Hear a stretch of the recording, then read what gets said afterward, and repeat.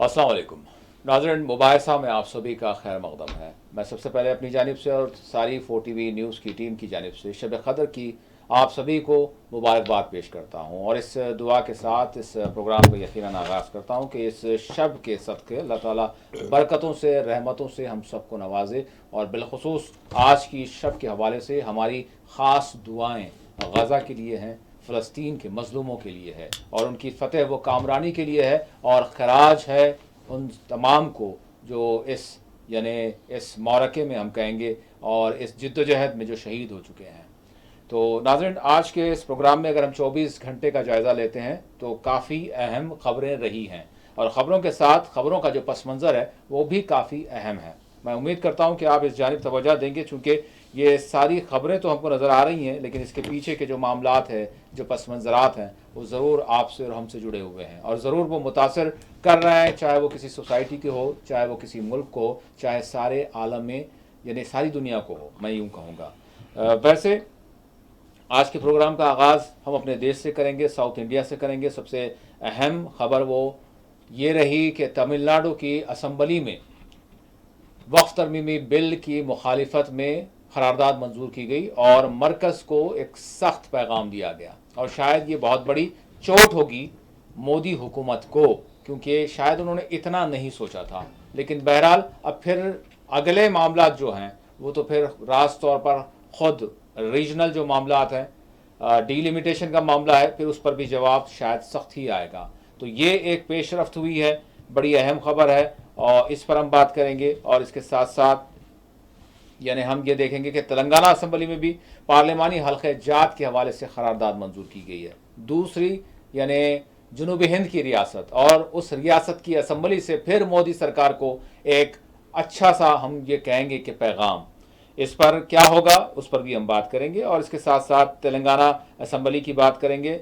कायद मजलिस अकबरुद्दीन ओवैसी ने फिर एक मरतबा तमाम यानी कि हम ये कहेंगे कि तेलंगाना के लोगों के मसाइल और बिलखुसूस माइनॉरिटीज़ के मसाइल उसको उठाया और बिलखुसूस पुराना शहर के हवाले से यानी इसकी तरक्की के हवाले से जिस तरह से वो हमेशा आवाज़ बुलंद करते आए हैं, तो उन्होंने विजन 50 में पुराना शहर को शामिल करने की बात की। उस पर भी हम नज़र डालेंगे सरसरी तौर पर, क्योंकि बहुत सारी ख़बरें हैं, बड़ी अहम ख़बरें हैं, उसके कॉन्टेक्स्ट जो हैं वो भी काफ़ी अहम है, उस पर भी चर्चा हमको करनी है। और हैदराबाद में कल यानी जुमातुल विदा है, उसी मुनासिबत से जिस तरह से यौमुल कुरान से इसको मंसूब किया गया और इसी ज़िमन में रिवायतन यानी हर बरस की तरह इस बरस भी बैरिस्टर असदुद्दीन ओवैसी मक्का मस्जिद में यानी ख़िताब करेंगे। दीगर उलमा व मशाइख भी, इनका भी ख़िताब होगा।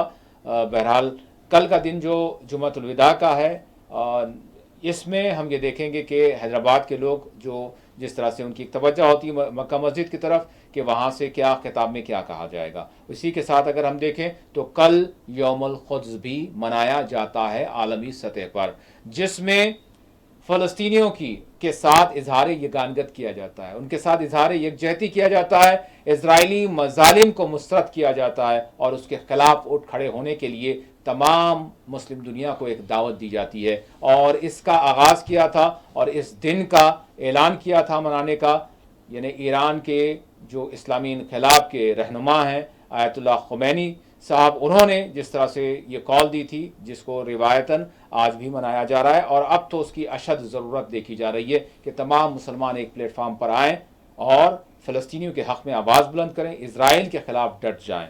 तो कल का दिन यौमुल क़ुद्स से भी मंसूब है, तो उस हवाले से भी हम बात करेंगे। और फिर इन सब के साथ साथ वैसे गाज़ा पर हमले जारी हैं। पिछले 24 घंटों के दौरान 30 के करीब शहादतें हो चुकी हैं और हमास के जो तर्जुमान हैं अब्दुल लतीफ़ जिनका नाम है, वो भी इजरायली बमबारी में शहीद हो चुके हैं। यमन के हूसियों की जानिब से इजराइल पर फिर एक मरतबा यानी हमले किए गए हैं और रॉकेट्स को, मिसाइल्स को नाकारा बनाने का इजराइल ने दावा किया है। और इसी के साथ यौमुल क़ुद्स का जिस तरह से मैंने जिक्र किया, तो ईरान की जानिब से इराक़, यमन और लेबनान की जानिब से जंगी मशक़ें की जा रही हैं और जो रेवोल्यूशनरी गार्ड्स हैं ईरान के, उन्होंने इजराइल को ख़बरदार किया है। इस पर भी नज़र डालेंगे सरसरी तौर पर। और सबसे अहम तरीन यानी कि अगर हम देखें तो एक ऐसी खबर है जो पिछले 24 घंटों के दौरान हम ये कहेंगे कि जो ब्रेक हुई है तो ये बहुत बड़ा सवाल खड़ा कर रही है, बल्कि वेस्टर्न मीडिया में एक किस्म की धूम मच चुकी है और इसके असरात स्टॉक मार्केट पर भी देखे जा रहे हैं। यानी ऐसी खबर है जिसके हवाले से अभी वाज़ेह तौर पर कुछ बात तो नहीं आई है, लेकिन अलर्ट जारी किया गया है, इमरजेंसी की कॉल दी गई है। यूरोप में अवाम को 72 घंटों के लिए जो है, जो ग़िज़ाई अशिया हैं, दीगर ज़रूरी चीज़ें हैं, उसको जमा करके रखने और फिर साथ ही साथ यानी किसी भी तरह की जो है मुश्तबा सूरत हाल से यानी दो चार होने के हवाले से बात की गई है, जिसमें यानी कोई भी डिज़ास्टर हो सकता है, नेचुरल डिज़ास्टर हो सकता है, साइबर अटैक हो सकता है, रास्त तौर पर कोई हमला हो सकता है। और इसमें यह बताया गया है कि यानी रशिया के जो ख़तरात हैं उसके पेश नज़र इस तरह की कॉल दी गई है। इस पर भी हम बात करेंगे। ये कहा जा रहा है कि ये तीसरी यानी दूसरी आलमी जंग से पहले इस तरह की हिदायत जारी की गई थी, तो क्या हम तीसरी आलमी जंग के बिल्कुल करीब आ चुके हैं? बड़ी अहम बात है, बड़ी संगीन बात है। इस पर भी आज के इस प्रोग्राम में हम बात करेंगे। मेरे साथ स्टूडियो में मौजूद है सीनियर सहाफ़ी, सियासी तज्ज़ियाकार M.A. माजिद साहब। मैं माजिद साहब का स्टूडियो में इस्तकबाल करता हूँ। माजिद साहब अस्सलाम वालेकुम। माजिद साहब, सबसे पहले तमिलनाडु से आगाज़ करेंगे। करारदाद मंजूर की गई और मतलब कितना माजिद साहब वक्त तरमीमी बिल के हवाले से शायद एक सरकारी सतह पर, रियासती सतह पर मरकज़ को जाने वाला एक बड़ा ही मजबूत यानी एक मौक़िफ़ और मजबूत पैगाम क्या नहीं गया है माजिद साहब आज का? बहुत बहुत शुक्रिया। मैं सुन रहा था आप हमारे नाज़रीन को शब क़दर की मुबारकबाद दे रहे थे, और ये भी आप नाज़रीन से कह रहे थे कि फ़लस्तीनियों के हक़ के लिए, बेशक उनकी राहत के लिए दुआएं करें। बेशक। मैं आपकी इजाज़त से इसमें थोड़ा सा और जोड़ना चाहता हूँ। ज़रूर प्लीज़। कि यकीनन न सिर्फ फ़लस्तीन बल्कि दुनिया भर में जो अदल व इंसाफ से महरूम लोग हैं, पिछड़े लोग हैं, जिसमें हिंदुस्तानी मुसलमान भी शामिल हैं जी, उनकी भी जान माल, इज़्ज़त, आबरू और उनके ईमान की हिफाजत के लिए भी दुआएं की ज़रूरत है। बेशक बेशक। रही बात तमिलनाडु की, तमिलनाडु के साथ मैं एक बात कहना चाहता हूँ। वक्फ तरमीमी बिल, जी, मैं तमिलनाडु से की बात ज़रूर करूँगा, लेकिन उससे पहले मैं आपको ले जाना चाहता हूँ विजयवाड़ा। जी जी जी हाँ। विजयवाड़ा में आज नारा चंद्रबाबू नायडू की तरफ से सरकारी सतह पर दावत इफ्तार का बड़ा अहतमाम हुआ। जी हाँ। क्योंकि कुछ दिन से ये वहाँ जो मुस्लिम तंजीमें हैं, मुस्लिम पर्सनल लॉ बोर्ड के जो मुकामी शाख के लोग हैं, बल्कि दीगर जमातें जो मुसलमानों की तंजीमें नहीं हैं लेकिन वक्फ बिल पर वो मुसलमानों का साथ दे रही हैं, उनकी जानिब से ये कहा गया कि भाई आप खजूर तो खिला रहे हैं लेकिन पीछे से क्या हो रहा है। जी हाँ। उनकी जायदादों को हर्ब करने के लिए क़ानून की तो तायद कर रहे हैं। तो ये तंजीमों की तरफ से बाइकआउट की बात आ गई थी कि आपकी इफ्तार पार्टी की, आपके खजूर की गुठली की ज़रूरत नहीं है जी, वो करें। तो खैर चूँकि वक्त के चीफ मिनिस्टर हैं तो उन्होंने कहा कि भाई कैसा होगा हम भी देख लेंगे। तो आज बहुत बड़ा तमाशा हुआ। मैं समझता हूँ कि हमारी प्राइम बुलेटिन में बताया होगा, चूँकि मुझे जब भी इफ्तार के वक्त इत्तला मिली कि विजयवाड़ा में एक बंदर रोड है बंदरगाह को जाने वाली, तो उस रोड पर एक बड़ा कन्वेंशन सेंटर है जिसमें बड़े पैमाने पर इंतज़ामात हुए थे। तो नारा चंद्रबाबू नायडू शिरकत के लिए रुमाल टोपी वगैरह डालकर दाखिल हो रहे थे। तो वहाँ कन्वेंशन के बाहर सैकड़ों की तादाद में लोग सियाह परचम लिए उनके इस्तकबाल के लिए थे। भगदड़ मच गई। ऐसी भगदड़ हुई कि सिक्योरिटी का अमला, जो हमारे जो मीडिया के भाई थे कुछ कवरेज के लिए गए थे, उनको भी गलीता कहते हैं, गलीता यानी बुरी तरीके से बाहर धक्के देकर निकाला गया। उसके बाद अफरा तफरी हो गई और एक किस्म का भून चाल पैदा हो गया। यानी 2 दिन पहले पटना में धरना स्थल पर एक बहुत बड़ा जो है धरना हुआ था, जिसमें मुस्लिम तंजीमों के अलावा मुख्तलिफ़ सियासी जो तंजीमें हैं या सियासी जमातें भी हैं, उन्होंने भी ये गानित का इज़हार किया था। और नीतीश कुमार की इफ्तार पार्टी में भी वहाँ की जो सबसे बड़ी जो तंजीम है अमारत शरिया जी, बिहार में बहुत मशहूर है, तो वो उन लोगों ने उनकी तंजीमों के अरकान और दीगर लोगों ने भी इसका बाइकआउट किया। ठीक है, इफ्तार पार्टी हुई ज़रूर, चूँकि ان کی الائز پارٹی میں بھی کمی نہیں ہے، لوگوں کی لاتے ہیں ادھر سے ادھر سے، ٹھیک ہے بھائی ٹوپی اور دوشالے کرتے دکھانا ہے وہ تو دکھایا انہوں نے، جی لیکن جو نمائندہ جو ہونا چاہیے تھا وہ نہیں ہوئی، وہ فیل ہو گئی۔ اس کے بعد کل ہم نے دیکھا کہ تیجسوی یادو کی جانب سے جو لیڈر آف اپوزیشن ہے وہاں جی ایک بڑی افطار پارٹی کا، اس میں لالو پرساد یادو وغیرہ، پھر دیگر تنظیموں کے لوگ بھی تھے، دیگر جماعتوں کے لوگ بھی تھے، اس میں یہ تمام جو وقف بل کے خلاف جو تنظیمیں متحرک ہیں، جس میں برسلہ بورڈ ہے، امارت ملیہ شریعہ ہے، 6-7 جمعیت علماء ہند ہے، یہ لوگ بھی ساتھ رہے۔ جی تو اس طریقے سے نتیش کمار کو بھی ایک سبق سکھایا گیا، چندرابابو نائیڈو کو بھی آج کچھ گھنٹے 2 گھنٹے پہلے سبق دکھا گیا۔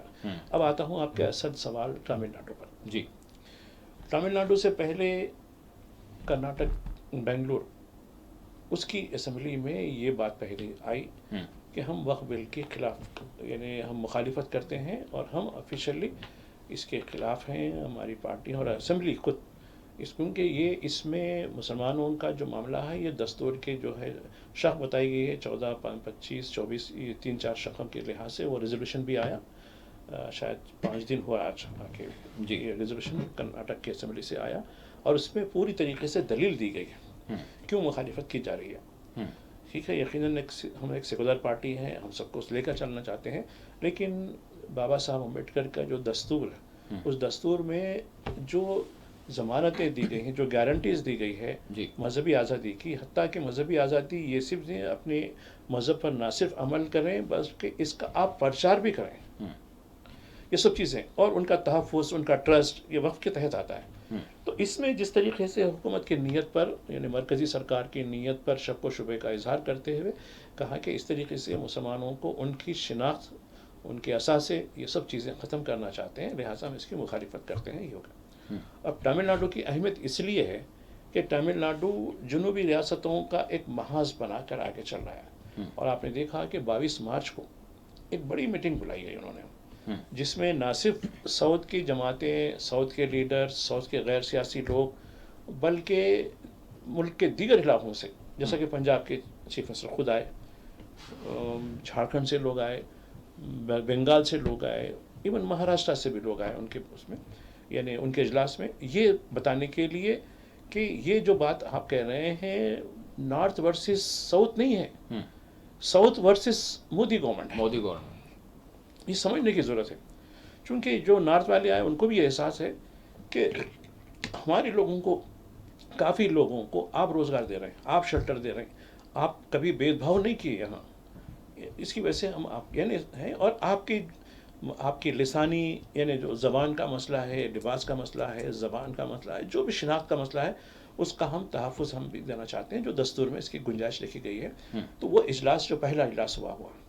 اب یہ جو آپ نے بات کہی ہے وقف ایکٹ 2024 کے بارے میں، اس میں تامل ناڈو کی اسمبلی نے ایک کرناٹک سے ایک ہاتھ بڑھ کر کہا کہ اس میں اور دلیلیں پیش کی گئیں، کہا کہ اب اس کے ساتھ انہوں نے یہ کہا کہ جس طریقے سے مسلمانوں کے ساتھ جس طریقے سے جانبداری کی جاتی رہی ہے، اب ہمارے ساتھ، یعنی جنوب کے لوگوں کے ساتھ، جنوب کے دراوڑین لوگوں کے ساتھ، جنوب کے کلچر کے ساتھ، جنوب کے کھانے کے ساتھ، جنوب کے لباس کے ساتھ، جنوب کی تہذیبی شناخت کے ساتھ بھی یہ چیز ہو رہی ہے، تو یہ تو ہے۔ تو اب اس کے ساتھ اب یہ وقف جو بل ہے وہ ایک ان کے لیے ایک ایسا ہو رہا ہے جس کے ذریعے آگے چل کر یہ کل ہماری تشخص جو ہوتا ہے، ہماری جو آئیڈینٹی ہوتی ہے، اس کو بھی یہ ختم کرنے میں کچھ اثر نہیں چھوڑیں گے۔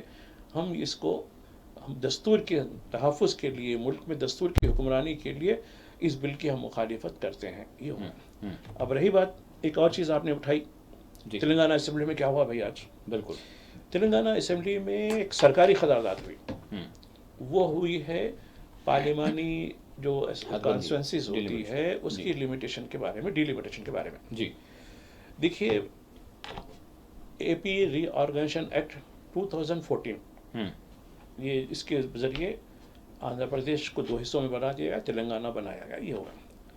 اس میں یہ بات کہی گئی تھی کہ ان 2 ریاستوں کو وسائل کے ساتھ ساتھ ان میں جو اسمبلی کے جو حلقے ہیں، میں پارلیمنٹ کے حلقوں میں بعد میں آؤں گا، وہ ایک قومی مسئلہ ہے، لیکن اسمبلی کے اندر جو آج قرارداد ہوئی، وہ تو قرارداد کا پورا جو مرکز تھا وہ پارلیمانی کانسٹیٹنسی کی حد بندی کے بارے میں تھا، لیکن اس میں ایک ریفرنس دیا گیا، وہ آپ بڑی سمجھنے کی بات ہے، میں ناظرین سے بھی کہوں گا یہ چیز کو بھی سمجھیے آپ جی وہ ریفرنس کیوں دیا گیا.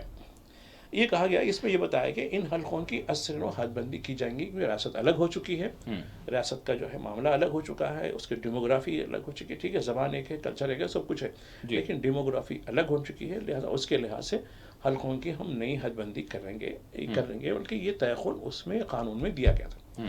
آج 10 سال سے 11واں سال ہو چکا ہے، اس کی پاسداری نہیں ہوئی. پارلیمنٹ میں مسئلے کو اٹھایا گیا. تو وہ اسمبلی حلقوں کی بات ہے. ہاں، یہ اسمبلی حلقوں کی بات ٹھیک ہے، میں ریفرنس کے طور پہ دے رہا ہوں. جی جی، کیونکہ وہ آج جو قرارداد ہوئی اس میں ایک حصہ ہے اس کا. بالکل. پارلیمنٹ کی طرف پھر آؤں گا میں، ایسا نہیں ہے، کیونکہ جو مین آپ کا کوشچن ہے پارلیمنٹ سے متعلق ہے. میں اس لیے کہہ رہا ہوں کہ یہ مرکزی سرکار کا جو ڈبل اسٹینڈرڈ ہے اس کو آپ کے سامنے پیش کرنے کے لیے بتا رہا ہوں. ایگزیکٹلی، اور اس کا ریفرنس دیا گیا.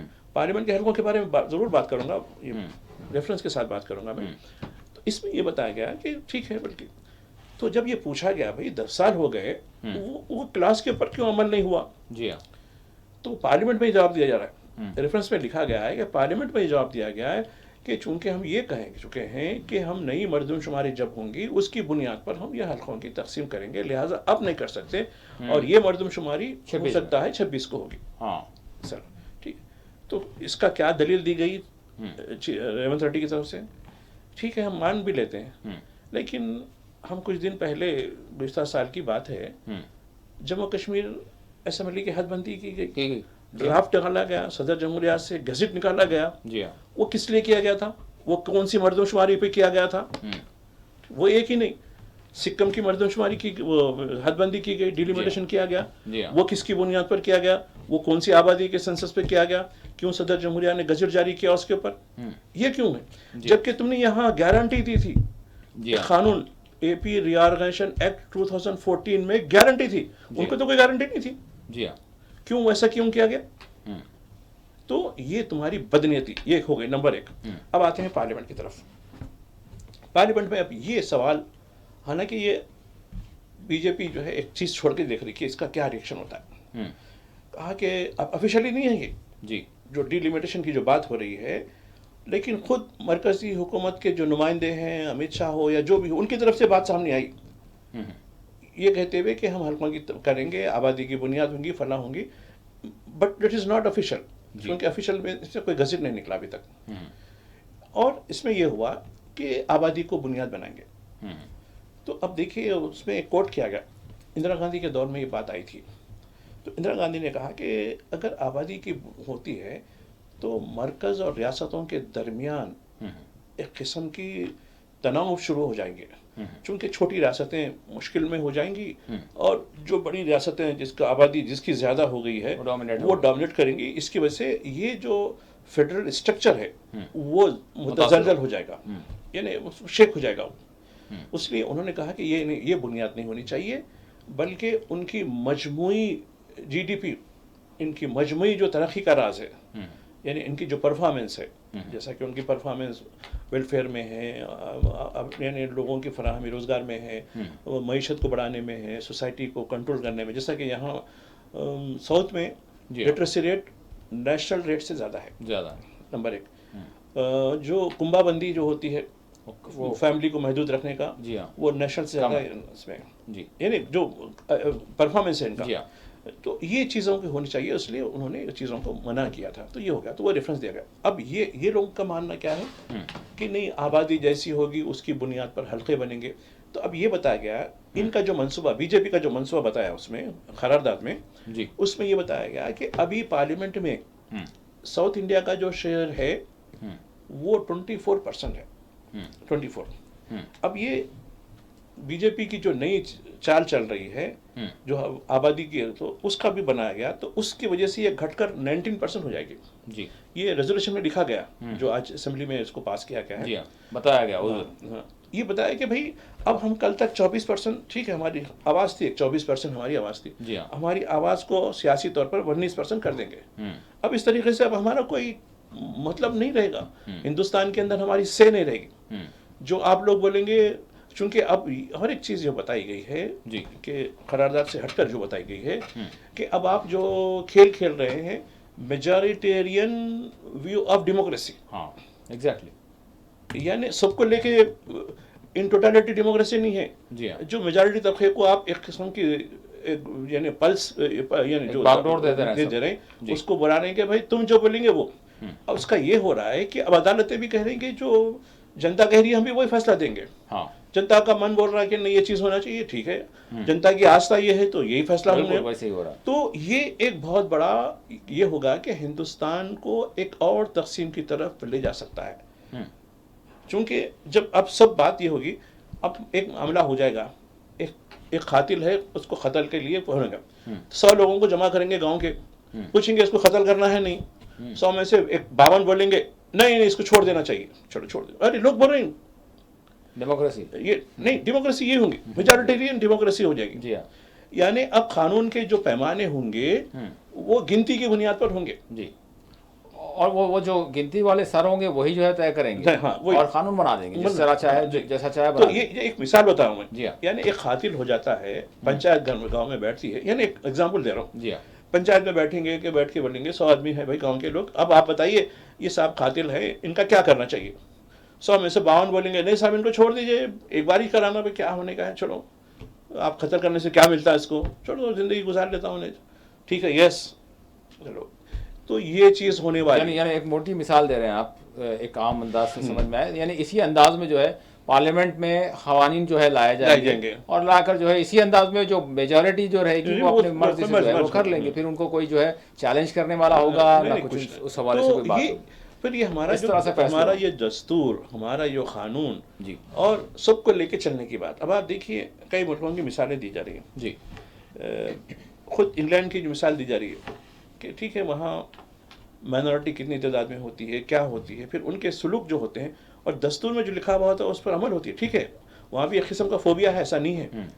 ہونے کے باوجود قانون کیا کہتا ہے, اور حکومت کو قانون کی پاسداری ضروری ہے. جی ہاں. اور عدالتوں کو اس قانون کے تحت فیصلے دینے کی بھی آزادی ہونی چاہیے. جی جی. کئی ایسے معاملات ہیں. اب یہاں کیا ہوتا ہے, جج صاحب بول دیتے ہیں نہیں وہ لوگ بول رہے ہیں نا بھائی کیا ہے, چلو ٹھیک ہے کر دیں گے, وہ کیا ہے لوگوں کی آستھا کا سوال ہے نا, لوگوں کی آستھا بھی تو کوئی چیز ہوتی ہے نا. افسوس کی بات ہے.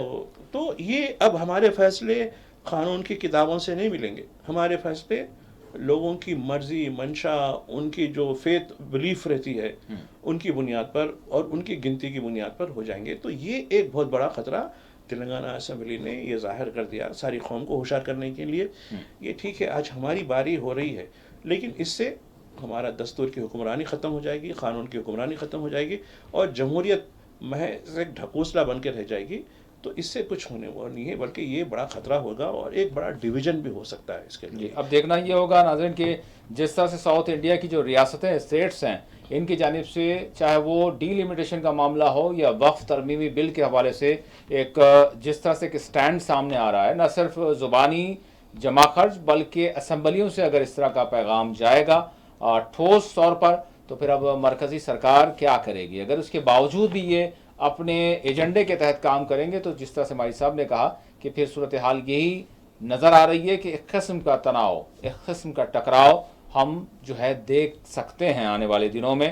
لیکن بہرحال ابھی وقت ہے, شاید مودی سرکار اس حوالے سے نظر ثانی کرے, چاہے وہ ڈی لمیٹیشن کا معاملہ ہو, چاہے وہ وقت ترمیمی بل کے حوالے سے. ایک جانب مسلمان سڑکوں پر اترے ہوئے ہیں, دوسری جانب اسٹیٹس کی جانب سے باضابطہ طور پر اسمبلی کی جانب سے جس طرح کی پہل ہوئی, جس طرح سے ماجد صاحب نے کہا کہ کرناٹک کی اسمبلی میں بھی اس حوالے سے بات ہوئی اور ہو سکتا ہے کہ آنے والے دنوں میں وہ بھی جو ہے قرارداد منظور کریں. اور ابھی تمل ناڈو کی اسمبلی کی جانب سے تو باضابطہ طور پر اس وقف ترمیمی بل کے خلاف قرارداد منظور کی گئی ہے اور مرکز سے کہا گیا ہے کہ آپ نظر ثانی کریں اس سے, بلکہ دستبرداری اختیار کر لیں. تو ہم اس حوالے سے دیکھتے ہیں کہ کیا ہوگا. ہمارے صاحب میں تلنگانہ اسمبلی کے حوالے سے اس کے بعد بریک پر جائیں گے ہم. اکبر الدین اویسی نے جس طرح سے سوالات کھڑے کیے پرانا شہر کے حوالے سے بالخصوص انہوں نے بات کی, کیا کہیں گے مثلا؟ دیکھیے اسمبلی کا آج آخری دن بھی چل رہی ہے اسمبلی, ایسا نہیں ہے جی. چونکہ جو اپروپریشن بل, یعنی اپروپریشن بل کا مطلب یہ ہوتا ہے کہ حکومت کو جو بجٹ ہوتا ہے اس کو خرچ کرنے کی اجازت اسمبلی دیتی ہے. اس کو اردو میں تصرف بل کہتے ہیں. اپروپریشن میں نہیں, اب آپ کو اختیار ہے کہ آپ آفیشیل ٹریجری سے آپ یہ رقم جس مقصد کے لیے منظوری دی گئی ہے جی وہ اس کو ڈرا کر سکتے ہیں، تو وہ بہت اہمیت کا حامل ہوتا ہے، چاہے وہ مرکزی سرکار کے لیے پارلیمنٹ ہو یا ریاستوں کے لیے اسمبلی ہو۔ تو سب سے جو بجٹ سیشن کا جو ویکل پوائنٹ، یعنی بالکل ایک یعنی حتمی جو پوائنٹ ہوتا ہے، جو جی بجٹ سیشن کا جو مطلب ہوتا ہے، وہ اپروپریشن بل پر ختم ہوتا ہے۔ تو اس پر ابھی ڈبیٹ چل رہی ہے، ابھی پوری مکمل نہیں ہوئی، لیکن اس دوران میں 2-3 باتیں بڑی اہمیت کی حامل ہے، جس کا آپ نے ذکر بھی کیا۔ پھر منڈس کے جو قائد ہیں برہدین اویسی، ان کی جو خطابات کے بارے میں بھی کی ہے، لیکن 2-3 چیزیں میں اس میں نمایاں کرنا چاہتا ہوں، کیونکہ دیکھیے ان کی دلیلیں، ان کی بحث بھی بڑی رہی، پھر سرکار کی بھی باتیں رہیں، اب اتنا بڑا ایک کم وقت میں اتنا احاطہ کرنا ہمارے لیے بھی مشکل ہوتا ہے۔ لیکن جو میں نے اس میں سے نکالا، جو چیزیں میں نے اپنے لیا جو ناظرین کے لیے بھی ہے، اس میں یہ ہے کہ بی سی کے لیے حالیہ دنوں میں ایک ریزولوشن پاس کی گئی، ایک قانون منظور کیا گیا، یہی اسمبلی میں، تلنگانہ کی اسمبلی میں، جی اور یہ کہا گیا 42%، چونکہ یہاں جو طبقاتی سروے جس کو کہتے ہیں، جی ہاں یعنی کاسٹ سروے جس کا نام دیا جی جاتا ہے، وہ سروے ہوا، اس کی بنیاد پر یہاں کی حکومت نے ایک قانون کے کہے کے بجائے کہ بی سی طبقے کو 42% ریزرویشن دیا جانا چاہیے۔ تو اس میں یہ کہا گیا کہ اب یہ چونکہ گیند ہم مرکز کو دے رہے ہیں، مرکز کا کام ہے کہ یہ کام کرنا، مرکز کتنی سنجیدہ ہے۔ خود ملک کے جو پرائم منسٹر ہیں وہ خود کو بی سی کہتے ہیں، ٹھیک ہے، ان کی جو کاسٹ جو بی سی، وہ بعد میں بی سی بنی، پہلے وہ فارورڈ میں تھے، وہ کس طرح ہوئی وہ الگ سوال۔ ہم آپ کے ساتھ کل جماعتی اجلاس آپ لے جانا چاہتے ہیں، پی ایم صاحب سے ملنا چاہتے ہیں، ہم آپ کا برابر ساتھ دیں گے، لیکن بی سی میں آپ لوگ ایک عرصے سے 4% مسلمان بنا کے رکھے نا، وہ نکال دو، ہم ساتھ دیں گے، برابر ساتھ دیں گے آپ کو۔ تو اس کا جو ہے خیر بی جے پی کی بات ہو گئی، تو اکبر الدین اویسی کی بات شروع ہوئی، تو انہوں نے کہا کہ یہ دیکھیے، انہوں نے بتایا کہ دراصل Bharatiya Janata party B C کے حق میں قطعی نہیں ہے، اور وزیر اعظم صاحب جو ہیں وہ کس طریقے سے ان کی اپنی ذات کو بی سی میں شامل کرے، پہلے وہ کیسے تھے کیا تھے، وہ ایک بات الگ ہے۔ بی سی کی اس لیے ساتھ نہیں، بہانے بازی ہے ان کی، جی کہ یہ جو بتایا گیا ہے کہ بی سی ہونے کی وجہ سے ہم آپ کے ساتھ، مسلمان ہونے بی سی کی لسٹ میں مسلمان بھی ہیں، لہٰذا ہم آپ کے ساتھ نہیں چل سکتے، ہم پارلیمنٹ یعنی مرکز سے نمائندگی کرنے نہیں چلیں گے، آپ یہ نکال دو، ہم چلیں گے۔ اس کا کیا جواب دینا چاہیے؟ تو اس کا جواب اکبر الدین اویسی نے دیا کہ بات ٹھیک ہے، آپ کی بات صحیح ہے، جی پہلے یہ بتائیے، جب نریندر مودی گجرات کے چیف منسٹر تھے تو انہوں نے وہ گزٹ بتایا، پورا گجرات گورنمنٹ کے گزٹ بتائے، اور گزٹ میں چیف منسٹر نریندر مودی ہیں گجرات کے اندر، جی اور بی سی کی لسٹ میں مسلمان شامل ہیں۔ تو انہوں نے کہا کہ ٹھیک ہے، پہلے آپ گجرات میں مسلمان، وہاں سے کیوں وہ آپ کو منظور ہے؟ انہوں جب چیف منسٹر تھے، بی سی کی لسٹ میں مسلمان بھی شامل تھے، جی اس پہ آپ کو کچھ اعتراض ہے؟ خاموش ہو گئے، نمبر 1۔ نمبر 2، آندھرا پردیش میں بی سی کے تحت مسلمانوں کو ریزرویشن ہے، پہلے متحدہ تھا، اب یہ الگ ہونے کے بعد وہ کنٹینیو رکھے وہ لوگ، جی وہاں آپ کا کیا موقف ہے؟ حالانکہ انہوں نے نہ صرف وہ کیا، بلکہ جو عازمین حج کے لیے جا رہے ہیں، ہر عازم کو سرکاری طور پر 1 لاکھ روپیہ دیا جا رہا ہے، تاکہ ان کو کچھ سہولت، پہلے مرکزی سرکار کی سبسڈی ہوتی تھی، نہیں ہو رہی نا، لہٰذا میں کرائے کے طور پر یا جو بھی ہو، میں 1 لاکھ روپے دے رہا ہوں، اس پہ آپ کو کوئی اعتراض نہیں، ٹھیک ہے۔ اس پہ آندھرا پردیش کی بات۔ بہار میں آئیے، بہار میں بی سی کی لسٹ میں مسلمان شامل ہیں، اسی طبقے میں مسلمانوں کو شامل کرنے پر جس طرح کا تنازع، اور پھر اس پر یعنی اکبر الدین اویسی نے جس طرح سے حوالہ دیتے ہوئے خود گجرات کا حوالہ انہوں نے دیا، اور اس پر سوال بھی کیا، اور یہ بھی سوال کیا کہ کیا وجہ ہے کہ اتنی نفرت مسلمانوں کے ساتھ ہے۔ جی بھائی صاحب، تو میں یہ بتانا چاہ رہا تھا کہ کس طریقے سے بی جے پی ہر چیز میں ایک ایشو بنا کے مسلمانوں کو حاشیے پہ لانا چاہ رہی ہے، پورا مارجنلائز بنا دینا چاہ رہی ہے ان کو۔ تو میں نے بات کی تھی، آندھرا پردیش میں ریزرویشن جاری ہے، بی جے پی نے مخالفت نہیں کی اس کی، آندھرا پردیش میں حج یاتریوں کو 1 لاکھ روپیہ دیا جا رہا ہے، اس کی مخالفت نہیں کی، وہاں سرکاری طور پہ میں نے تو ذکر کیا، افطار پارٹی بھی خیر کیسی نہیں ہوئی وہ الگ سوال ہے، لیکن اس پہ کبھی بی جے پی کو اعتراض نہیں ہوا، بی جے پی کو سپورٹ مل گیا تو بس سب چیزیں ٹھیک ہو رہی ہیں۔ اب نتیش کمار کے ساتھ بہار کی آپ لسٹ دیکھیے، بی سی کی لسٹ میں وہاں بھی مسلمان شامل ہیں، بہار میں جس طریقے سے وقف کے بارے میں جو کچھ معاملہ، خیر ابھی کیا اسٹینڈ لیں گے کریں گے، لیکن آپ یہ کنڈیشن لگانا تھا ٹھیک ہے اب آپ ہماری حمایت کریں لیکن وہ بی سی کی لسٹ سے مسلمانوں کو شامل نکال دیں.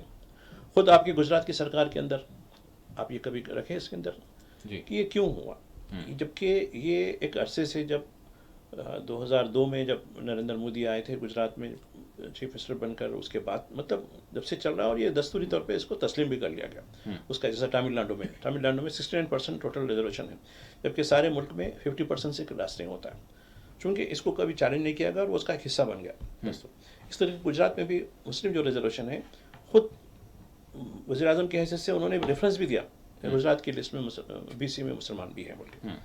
تو اب یہ جو دوہرا معیار ہے، یہ کہنا کہ نہیں ہم بی سی کی تائید میں ہیں، 42% ہم کو آنا چاہیے، 50% کی جو سیلنگ ہے وہ ختم ہونی چاہیے، ہم بھی جانے کو تیار ہیں آپ کے ساتھ، لیکن اس میں سے مسلمانوں کو نکال دینا، یہ ایک بہانے بازی ہے اور کچھ نہیں ہے. ٹھیک ہے آپ آندھرا پردیش کے ساتھ بھی ایسی کیجیے، بہار کے ساتھ بھی ایسی کیجیے، خود گجرات میں بھی ایسی کیجیے، اس کو کنڈیشن رکھیے، آپ یہ رکھیے. یہ نہیں صرف یہاں چونکہ ان کو ایک تنازع بنانا ہے، اور چونکہ یہ مخلص نہیں ہے اصل میں پورے بی سی طبقے کے لیے مخلص نہیں ہے.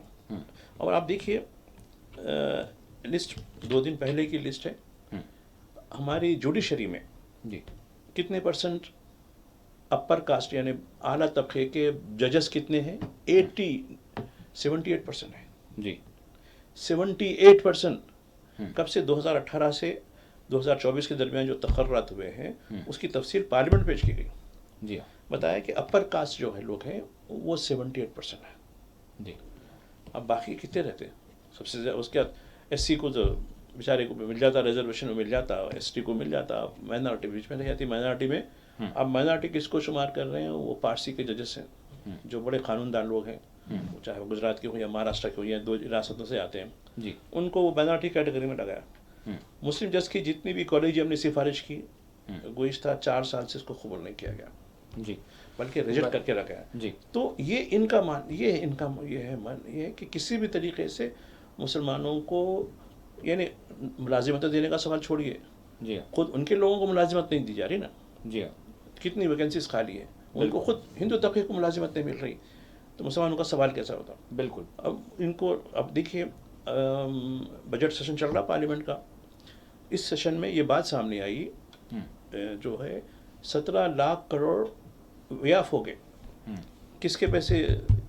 یہ سرکاری ٹیکس والوں، ٹیکس ادا کرنے والوں کے پیسے. آپ کس کو معاف کیسے کرتے ہیں؟ آپ کو کیا اختیار دیا جاتا؟ تو اس کی نرملا سیتارمن نے ایک نئی تجویز، جیسا کہتے ہیں نا کہ روپیہ تو گرا نہیں ڈالر بڑھ گیا بلکہ، تو ویسی ایک اینگل میں انہوں نے اس کا ثبوت دے دیا، نہیں ویسا نہیں ہے یہ ایسا ہے. ارے بھائی کان ایسا پکڑو یا ویسا پکڑو، بالکل بس. تو یہ بہانے بازی ہے، یہ ملک کی ترقی سے ان کو کچھ مطلب نہیں ہے، بلکہ یہ ہندوستان کو ایک تجربے کا بنانا چاہ رہے ہیں زیونسٹوں کی مدد سے. اور پورا ایک کھیل جو ہے، چونکہ میں دیکھ رہا تھا گزشتہ دنوں آپ نے ایک بات کہی تھی وزیر داخلہ کے حوالے سے، تو میں نے تھوڑا اس پہ کام کیا. جی تو یہ بات سامنے آئی ہے کہ زیونسٹوں کا جو سرکل ہے اس سرکل میں ہندوستان بھی شامل ہو چکا ہے. بالکل. بہرحال جس طرح سے ماجد صاحب نے جو حوالہ دیا وہ اسی حوالے سے تھا کہ ہمارے وزیر داخلہ امت شاہ نے راجیہ سبھا میں حالیہ دنوں جو ہے مخاطب کرتے ہوئے کہا کہ اسرائیل جو اپنی ٹیریٹری کی حفاظت کرنے کے لیے اور اپنے ملک کی حفاظت کرنے کے لیے، اور امریکہ اپنی ٹیریٹری اور اپنے لوگوں کی حفاظت کرنے کے لیے، دیکھیں امریکہ کی یہ ٹیریٹری کو کس سے نقصان ہے، سوچنے والی بات ہے. لیکن بہرحال انہوں نے کہا ہاں اسرائیل کے حوالے سے ہم یہ کہہ سکتے ہیں کہ جو کچھ وہ کر رہا ہے، ہاں اسرائیل کے ساتھ مکمل طور پر امریکہ ہے. تو انہوں نے کہا کہ یہ 2 ملک دنیا میں تھے جو اپنے لوگوں کی اپنی ٹیریٹری کی حفاظت کے لیے انہوں نے سخت موقف اختیار کیا، جس کے لیے وہ جانے جاتے ہیں. اب تیسرا ملک بھارت بھی جو ہے بن چکا ہے. تو بہرحال انہوں نے یہ بات کی تھی. اس میں میں نے یہ بات نکالی جی کہ اس میں وہ اپنے ملک کی حفاظت کرنے والوں میں ہندوستان کے تمام شہری ہونا چاہیے نا. اس میں مسلمان شامل نہیں ہوں گے، دلت شامل نہیں ہوں گے، ٹرائبل شامل نہیں ہوں گے، بی سی شامل نہیں ہوں گے، صرف اپر کاسٹ رہیں گے. چونکہ جو میں جوڈیشری میں جو تقررات دیکھ رہا ہوں، بیوروکریسی میں جو تقررات دیکھ رہا ہوں، پی او میں جتنے لوگ ہیں اس کی لسٹ دیکھ رہا ہوں، یہ سارے کے سارے لوگ یہی شہری ہیں. یہ جتنے بھی میں نے نام لیے ہیں یہ شہری نہیں ہے. بہرحال آپ سارے فگرز بتا لیں, آپ ساری چیزیں نکال کر بتا لیں, ساری چیزیں جو خیال کرنے کے لیے ہو سکتی ہیں وہ آپ کر لیں, لیکن حکومت یہ بھی کہے گی اور پھر اس کے ساتھ یہ بھی کہے گی کہ سب کا ساتھ, سب کا وکاس, سب کا وشواس. تو یہ چل رہا ہے ناظرین فی الحال. ابھی اور مزید آنے والے دنوں میں کیا کیا چیزیں ہونے جا رہی ہیں یہ وقت ہی بتائے گا, لیکن بہرحال اگر ملک کی ایک دوسری بڑی آبادی کو اگر آپ نظر انداز کرتے ہوئے دیش کو آگے بڑھانا چاہتے ہیں تو وہ کسی بھی دنیا کے کسی بھی ملک میں وہ دیش ترقی نہیں کر سکتا, آگے نہیں بڑھ سکتا, پھل پھول نہیں سکتا, بلکہ بعض لوگ تو کہتے ہیں مبصرین, دانشور, وہ قائم بھی نہیں رہ سکتا. تو بہرحال اس حوالے سے دیکھنا ہوگا مائی صاحب. اب ہم بڑھیں گے. ویسے جس طرح سے میں نے یوم القرآن اور مکہ مسجد میں بیرسٹر اسدالدین اویسی کے خطاب کے حوالے سے کہا, وہ کل ضرور ہم اس حوالے سے بات کریں گے کہ وہ کیا کہتے ہیں, کیونکہ کل کا جو خطاب ہوتا ہے کافی حیدرآباد میں, اور پھر اگر ہم ملک کی قومی سطح پر بھی دیکھیں تو لوگوں کی نظریں ہوتی ہیں, تو اس حوالے سے کل کے پروگرام میں ہم بات کریں گے. لیکن آج ماجد صاحب جو سب سے اہم خبر ہے, ویسے تو قتل عام جاری ہے غزہ میں اور مغربی کنارہ میں, یعنی شدت کے ساتھ اسرائیلی حملے ہو رہے ہیں, جس میں کوئی دن ایسا نہیں جا رہا. تو پچھلے ہمارے یہ جو تازہ 24 گھنٹے ہیں یہ بھی اسی طرح سے خون ریز گزرے ہیں. 30 کے قریب شہادتیں ہو چکی ہیں, درجنوں نوجوانوں کو مغربی کنارہ میں گرفتار کر لیا گیا ہے. یمن کی جانب سے بھی بہرحال مزاحمت جاری ہے, حماس کی جانب سے بھی مزاحمت جاری ہے. ادھر لبنان میں بھی 7 لبنانی شہید ہو چکے ہیں, اور بالکل شدید قسم کا جو ہے معاملہ ہے, اور بلاکیڈ بھی مسلسل جاری ہے. اب اسی درمیان بھائی صاحب یوکرین کے حوالے سے ہم نے یہ دیکھا کہ ایک ٹیمپرری بنیادوں پر عبوری سیز فائر کے لیے پیش رفت ہوئی, آگے بات بڑھی. لیکن اس کے ساتھ یہ 24 گھنٹوں کی یہ جو اپڈیٹ ہے یہ کیا کہہ رہی ہے کہ یورپ میں 72 گھنٹوں کے لیے, یعنی ایک ایسی ایمرجنسی کا ایک ایسا الرٹ جاری کیا گیا جس میں لوگوں سے کہا گیا, یورپ میں کہا جا رہا ہے کہ آپ جو اشیاء ضروریہ ہے وہ اس کو اسٹاک کر لیں, کیونکہ خطرات ہیں. یعنی قدرتی آفت کی بات کی گئی, اور نیشنل ڈیزاسٹر کی بات کی گئی, سائبر اٹیک کی بات کی گئی, اور ساتھ ہی ساتھ یعنی جنگی نوعیت کے کسی حملے کی بھی بات کی گئی. مطلب کیا ہے؟ اور پھر مبصرین وہاں کے جو ہیں یہ کہہ رہے ہیں کہ یہ دوسری عالمی جنگ سے پہلے اسی طرح کی ہدایت جاری کی گئی تھی یورپ میں. تو اب کیا ہم تیسری یعنی عالمی جنگ کے دہانے کھڑے ہیں, یہ کیا معاملہ ہے یہ؟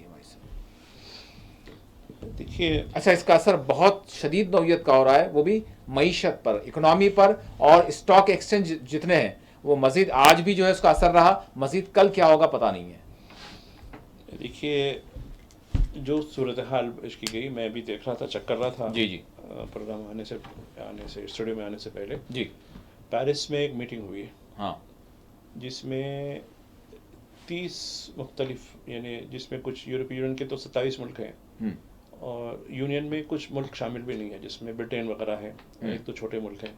اس طریقے سے مجموعی طور پر یورپ کے 30 ملک پورے, یعنی جتنے بھی ملک ہیں, جس میں پولینڈ وغیرہ بھی شامل ہیں, تو ان کا ایک میٹنگ پیرس میں بلائی گئی.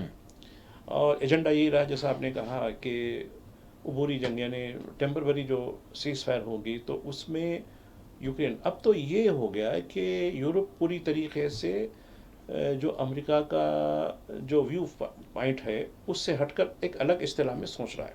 جی جی, اور یہ پوری کی طریقے سے ہر طریقے سے یوکرین کا ساتھ دینے کو ہے. اور حالیہ دنوں میں ہم نے دیکھا کہ یوکرین نے بھی روس پر شدت کے ساتھ حملے کیے, اور روس نے بھی جواباً شدت کے ساتھ حملے کیے. یہ کافی کچھ چل رہا ہے. عام طور پر حالانکہ جنگ یا سیز فائر سے پہلے ایک ماحول بنایا جاتا ہے, جی, خیر سگالی ماحول بنایا جاتا ہے, تاکہ سیز فائر ہونے کے بعد آسان ہو جائے چیزیں. لیکن یہاں ایسا نہیں ہے. تو یہاں دو چیزیں میں محسوس کر رہا ہوں, امریکہ کا رول اور یورپ کا رول. یہ دو الگ الگ چیزیں. ورنہ یہ ہوتا تھا کہ واشنگٹن سے ایک بات آتی تھی, ویو آتا تھا, اس پہ کو یورپی یونین پوری طریقے سے یہ ہمارے لیے بائبل ہے بول کے اس پہ چلتے تھے. اب ایسا نہیں ہو رہا ہے. اور ایک چیز, ٹھیک ہے, امن کی بات کہنا بہت اچھی بات ہے, امن ضروری ہے دنیا کے لیے, ترقی کے لیے, انسانی زندگیوں کے لیے.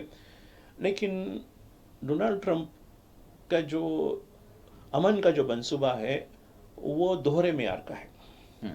ایک طرف تو یوکرین کے لیے بڑا دلچسپی دکھا رہے ہیں, اور ایک ایسے عرب ملک کو ذمہ داری دے دیے ہیں کہ وہ عرب ملک ابھی تک 3-4 میٹنگ کر چکا ہے, بلکہ ایک چھوٹی میٹنگ بھی کر چکا ہے جس میں وزرائے خارجہ بھی رہے، روس کے، امریکہ کے، سب رہے. جی اب اور ایک میٹنگ چل رہی ہے اس وقت انڈر گورنمنٹ ریاض کے اندر. تو جبکہ دوسرا اس کا دوہرا معیار ہے غزہ کو پوری طریقے سے صفایا کر دینا ہے، پورے لوگوں کو برخاست کر دینا، وہ انٹار دینا ہے. اور اس نے پوری حمایت کر دی اسرائیل کی کہ تم جتنا چاہے خون خرابہ کرتے رہو. اور یہ جب پہلا مرحلہ جنگ بندی کا ہوا تھا، وہ مرحلے کو ناکام بنانے میں واشنگٹن کا پورا رول رہا. جی بلکہ رمضان شروع ہوتے ہی اس نے بلیکٹ شروع کر دیا. نہ پانی، غذا، ادویہ، یہ ساری چیزیں بند کر کے رکھ دیں.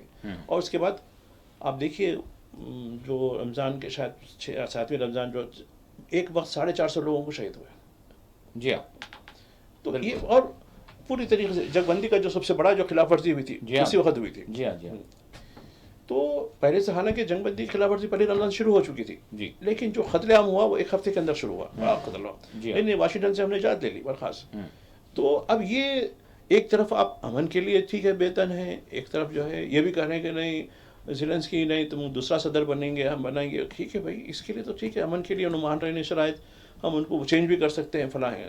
خیر یورپین یونین مانے گا یا یورین کے عوام مانیں گے نہیں مانیں گے وہ الگ سوال ہے.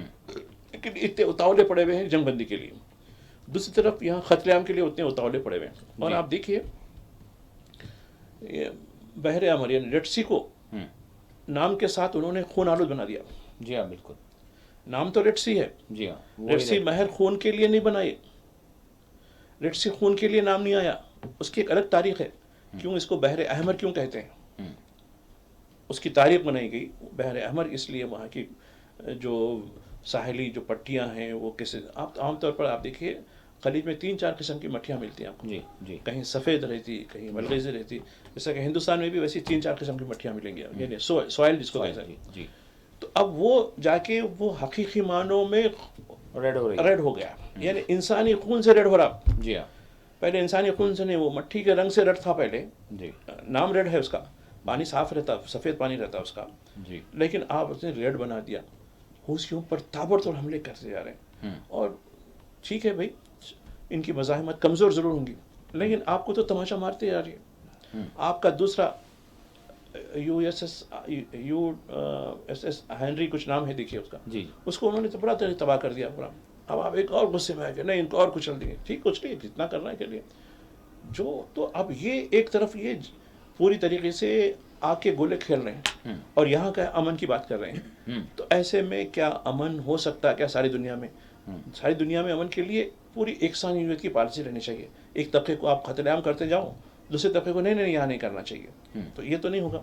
ایک اور بات جس کا آپ نے اشارہ دیا، جی. کیا تیسری جنگ ہو سکتی؟ دیکھیے پتہ نہیں کیوں بعض لوگوں کو تیسری کا انتظار کیوں بس 2 جنگیں بس نہیں ہوئی. ہر کوئی سوچتا ہوں، اب ہم سے بھی سوال کرتے، آپ سے بھی سوال کرتے، ارے بھائی یہ 3rd ورلڈ وار ہوں گی. ارے کس نے کہا کہ 3rd ورلڈ وار؟ کون نام دے گا اس کو؟ اب جو دنیا جی رہی ہے یہ کوئی امن ہے؟ یہ از خود ایک 3rd ورلڈ ہے، سمجھیے 3rd ورلڈ وار ہے ایک از خود. دنیا میں کون لوگ سلامت ہے اس وقت؟ آپ نے دیکھا افغانستان کی بربادی، آپ نے دیکھا عراق کی بربادی، آپ نے دیکھا لیبیا کی بربادی، آپ نے دیکھا سیریا کی بربادی، آپ نے دیکھا تیونس کی بربادی، آپ نے اب دیکھ رہے ہیں سوڈان کی بربادی. برما ادھر ادھر نہیں آیا. میں یہاں دیکھے تو میانمار وغیرہ، یہ روہنگیا وغیرہ. خود ہندوستان، کوئی عجب نہیں ہے مجھے کہنے میں ہندوستان میں جو کچھ اٹراسٹیز ہو رہی ہے. تو کیا یہ کون سی جنگ سے؟ اگر مجھ پہ کچھ سانیہ ہوتا، میرا دن آخری ہوتا اور میرے لیے قیامت ہوتی وہ، جی. میرے لیے آخری بات ہو گئی وہ، سب کے لیے ہوگی نہیں ہوئی. تو اب یہ لوگ اکثر ذکر 3rd ہوگی 3rd ہوگی. لیکن جو اشارے کنارے جو بھی مل رہے ہیں کہ عام طور پر یہ پریسیڈنس یعنی مثال دی جاتی ہے جی. کہ پہلی جنگ عظیم کے وقت ایسے حالات ہونے کے بعد یہ ایسا ہوا. آپ نے کہا کہ دوسری جنگ عظیم سے پہلے یہ چیزیں ایسی آئی تھیں، ایسا ہو گیا. تو تیسری جنگ عظیم ہوگی نہیں ہوگی سوال. تو خیر امن کے لیے ہمیشہ دعا گو رہتا ہوں. لیکن سب سے بڑی جو چیز تیسری جنگ اگر ہو بھی تو یہ ٹریڈ وار کے اوپر ہوگی، اور ٹریڈ وار ٹیکسوں کے اوپر ہوگی. کیونکہ دوسری جنگ عظیم میں یہی بات ہوئی. میں بار بار دہرا رہا ہوں، جرمنی اور برٹن کے درمیان جو معاملہ ہوا ہے ٹریڈ وار کا معاملہ شروع ہوا. یہاں جو ہے 100% ٹیکس لگا دیا جاتا ہے، وہاں بنا ٹیکس کے جو ہے آپ پوری، چونکہ آپ کی عملداری چلتی پوری دنیا میں. اب اپنا مال بیچتے ہیں وہ بھی غیر معیاری، ایک معیاری مال کو لوگوں کو جو ہے خریدنے کے لیے. تو یہ جو چیز ہوئی تو اب امریکہ جس دلدل میں پھنستا جا رہا ہے، اور امریکہ کے جمہوریت پسند عوام کو جس دلدل میں ان کے ٹیکسوں کا جو جنازہ نکلنے والا ہے وہ آپ خود دیکھیں گے. اور امریکہ کے اندر خود دیکھیے، میں کئی شہروں سے لوگوں سے بات کرتا ہوں اور کہ نہیں یار بے چینی ہو رہی ہے، ہم تو بڑے امید سے لائے تھے اس کو، یہ اس کی پالیسیوں سے ہم کو اتفاق نہیں. اور آپ دیکھیے حالیہ دنوں میں ایک سروے بھی دکھایا، خیر وہ سروے کس حد تک صحیح رہتے نہیں رہتے اس پہ بھروسہ تو نہیں ہے ہم کو، جی لیکن اس کی جو مقبولیت گرتی گئی ہے اس کی پالیسیوں کی وجہ سے گرتی گئی ہے. اور خیر اللیگل امیگرینٹس کہہ کے جو غیر ملکیوں کے ساتھ جو سلوک رہا وہ اپنی جگہ ہے، اس کی وجہ سے وہاں کس طریقے سے تعلیمی شعبے میں، تجارتی شعبے میں جو ایک قسم کا بھونچال آ گیا ہے. چونکہ وہاں کے جو کاروبار کرنے والے لوگ ہیں ان کو خارجی لوگ یعنی ڈیڈیکیٹڈ جو ان کی لیبر ہوتی یعنی جو بھی کرتے ہیں، اور ان کو جو ہے ایک کمپٹیٹیو اس پہ جو ہے ان کو جو ہے ویج مل جاتا تھا. جی یہ ختم ہو گیا. دوسرا وہاں کا تعلیمی نظام پورا سکڑنے کو آ گیا. جی اب کوئی بھی وہاں کی یونیورسٹیز میں وہاں جانے کو تیار نہیں ہے، چونکہ آپ کی جو امیگریشن کے جو لا بنا دیے گئے ہیں H1B ویزا، یہ وہ جو مختلف قسم کے کیٹیگریز ہیں ان کی، جی اس میں جو سختیاں کی گئی ہیں جی. اس کی وجہ سے اب یہ ہو رہا ہے کہ کئی پروفیسروں کو نکال دیا جا رہا ہے، بلکہ یونیورسٹی کے دروازے بند کر دیے جا رہے ہیں. تو اور اس کی وجہ سے اب دیکھیے خارجی لوگ اپنے ساتھ جب آتے ہیں کافی پیسہ دے کر آتے ہیں، کافی ٹیکس دیتے ہیں یہ لوگ، اور امریکہ کی معیشت کو آگے بڑھانے میں بھی ان کا حصہ ہوتا ہے. جی اب یہ سمجھ رہا ہے کہ نہیں ہمارا کھا جا رہے ہیں، ارے تمہارے لیے بڑھا رہے ہیں، تمہاری اکانومی میں یہ اپنا کنٹریبیوٹ کر رہے ہیں اپنی محنت کے ذریعے، اپنے پیسے کے ذریعے، اپنی اکانومی کے ذریعے، یہ ادر وے راؤنڈ ہے. ٹھیک. تو میں سمجھتا ہوں کہ ڈونلڈ ٹرمپ جو ہے جس طریقے سے جو پالیسی اختیار کر رہے ہیں، ہو سکتا ہے آج نہیں تو کل نہیں تو کچھ دن عرصے کے بعد یہ پوری دنیا کو جنگ کے جو ہے شعلوں میں جھونک سکتے ہیں. یہاں پر یعنی کہ بات اب بالکل 1 منٹ رہ گیا ہے ہمارے پاس. بات یہ ہے کہ ہمارے صاحب وجوہات چاہے کچھ بھی ہوں، کیا کوئی اور طاقت ہے؟ کیونکہ ڈونلڈ ٹرمپ کہیں نہ کہیں یوکرین وار میں تو کم از کم امن کے لیے پیش رفت کر رہے تھے، لیکن ان کو بھی روکا جا رہا ہے کیا پیچھے سے؟ 1 منٹ میں کہیں ہمارے صاحب، بالکل وقت ہو گیا ہمارے پاس. دیکھیے دنیا میں مستقل کوئی ایک power of seat of power نہیں رہی کبھی. تاریخ پڑھی ہے، تاریخ کروڑوں سالوں کی ہے، ہم ایک 1000 سال 2000 سال کی تاریخ پہ ہی ہم اکتفا کر رہے ہیں. اور بھی تاریخ میں بھی اب تو بہت تبدیلیاں ہو رہی ہیں. تاریخ کا ہیرو اب جا کے ولن ہو جا رہا ہے، ولن کا ہیرو ولن جا کے ہیرو بن جا رہا. تو میں دیکھ رہا تھا ایک ولن ہے تاریخ کا، خود ہندوستان کی تاریخ بھی دیکھ رہا ہوں، رانا سانگا وغیرہ بول کے اس پہ کانٹروورسی چل رہی ہے. وہ ولن کو اب نہیں یہ ہمارے طبقے کا یہ ولن نہیں ہیرو ہو جائے گا. ارے بھائی ہسٹری میں تو کیا لکھا ہے، ہسٹری چھوڑو یار، ہم بول رہے ہیں نا ہماری ذات کا تھا وہ کیسا ولن بن سکتا ہے. تو ٹھیک ہے. تو یہ جو معاملہ ہے کہ لوگ اصل چیز سے تاریخ سے واقف نہیں ہیں، اور تاریخ میں کئی چیزیں دنیا بنی بھی بگڑی بھی. میں کئی بار آپ کو ریفرنس دیا، جی آپ دور مت جائیے. ہندوستان اور برِ صغیر کے بالکل 30 سیکنڈ ہے ہمارے پاس. برِ صغیر کے اندر ختم کرنے کے لیے کہا جا رہا ہے. ایک ایسے عجوبے ہیں جی ہڑپا اور موہنجو دارو. جی ہاں. میں چاہتا ہوں کہ لوگ تفریح کو ضرور چاہتے ہیں، لیکن یہ سائٹ کو جا کے دیکھیں کہ اس دور میں بھی کتنی سائنٹیفک فکر کے ساتھ لوگوں نے اپنی چیزیں بنائی. جی ہاں. اور قدرت وہ تباہ ہو گئی عرصوں پہلے، سالوں کا اس کا میں سمجھتا ہوں کہ 5000 سال پہلے کی بات ہوں گی وہ. جی یعنی آپ اندازہ نہیں کر سکتے. ہم کہانیاں بنا لیتے ہیں، فلاں صاحب آئے تھے ان کو ہم نے دیو بنا دیا، انہیں ہمارے وہ ہو گیا یہ ہو گیا. کہانیاں بنائیں ضرور، یہ جو ہے یہ کہانی نہیں ہے، حقیقت بناؤ کہ ہر دور میں انسان بلندی تک گیا، اس کے بعد اس میں اتنا تکبر آ گیا وہ پستی کی طرف چلا گیا، اور کئی ایسے تہذیبیں زمین دوز ہو کے رہ گئی. بالکل. اب بھی اسی طرح کی کچھ نہیں بتا رہا ہوں نظر آ رہی ہے کہ بس انتہا کو سبھی پہنچ رہے ہیں. اور یہ جو ایک پیش خیمہ ہم کو نظر آ رہا ہے کہ یورپ میں اس طرح سے جو ایک اچانک سے ہم دیکھ رہے ہیں، تو یہ ایک بہت بڑا یعنی اس پر اندیشہ ظاہر کیا جا رہا ہے، خدشات کا اظہار کیا جا رہا ہے کہ کچھ تو چل رہا ہے پس پردہ، جس کو ابھی دنیا کے سامنے نہیں لایا جا رہا ہے. بہرحال دیکھنا یہ ہوگا کہ آنے والے چند دنوں میں، چند گھنٹوں میں اس میں مزید کیا ڈیولپمنٹس آتے ہیں. اسی کے ساتھ خصوصی پروگرام مباحثہ اپنے اختتام کو پہنچتا ہے. اللہ حافظ.